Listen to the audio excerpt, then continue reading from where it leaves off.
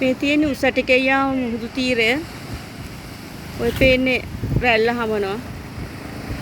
ඒ වගේ මට පෙන්වන්න ඕන උනේ මේ මුහුදේ රැල්ල ගොඩබිමට එනවට මුහුදේ රැල්ලෙන් පස්සේ දාලා තියෙන ගල් වැටි ප්‍රමාණය කොච්චර බලන්න ආරක්ෂිතද කියලා. වාරකම් කාලෙට මෙහෙට එන රැල්ල නවතිනවා. මේ බලන්න. ළමයිට දැනගන්න ඕන නිසා මම මේ පොඩි වීඩියෝ එකක් කරන්නේ. මේක තමයි මේ වෙරළ ආරක්ෂණය සඳහා සිදු කරලා තියෙන රාජ්‍ය මැදිහත් වීමෙන් කරලා තියෙන කටයුතු.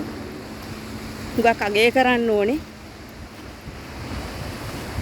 අර දුරින් පේන බේසම මිනිස්සු නානවා එතන. එතනටත් ඕන විනාඩියෙන් යමු. මේ තිනි ගල් වැටි. අපේ මුහුද කොච්චර ලස්සනද නේද? මේ උදේ 10යි වෙලාව. මෙතනින් පොඩ්ඩක් එහාට ගියාම තමයි අර ෆ්‍රෙෂ් මාළු ගන්න පුළුවන් තැන තියෙන්නේ.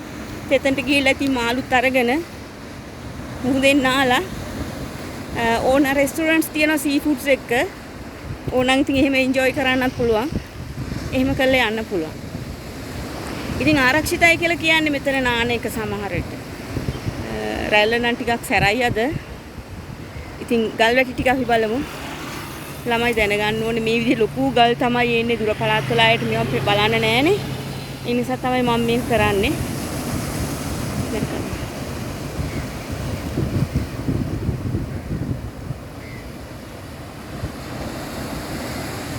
ඉතින් මේ වගේ සමුද්‍ර ආරක්ෂණ පද්ධතියක් හැදුවේ නැත්නම් ඒ කාදනය වෙනවා මේ භූමික මේ පොළොව කාදනය වෙලා දැන් ඔයාලට පේන ඇති මේ පාරක් යනවනේ. සමහර වාරකම් කාලෙට මේ පාරටත් එහෙන් වතුර දානවා. ඉතින් දැන් මේව ගල්ලටියක් බැන්දහම ඒක වේගය අඩු වෙලා ස්ලෝ වෙලා යම්සි විදියකට කාදනය වීම වැළැක්වෙනවා. ඒක තමයි මට මේ ඔයගලන්ට කියන්න ඕන උනේ.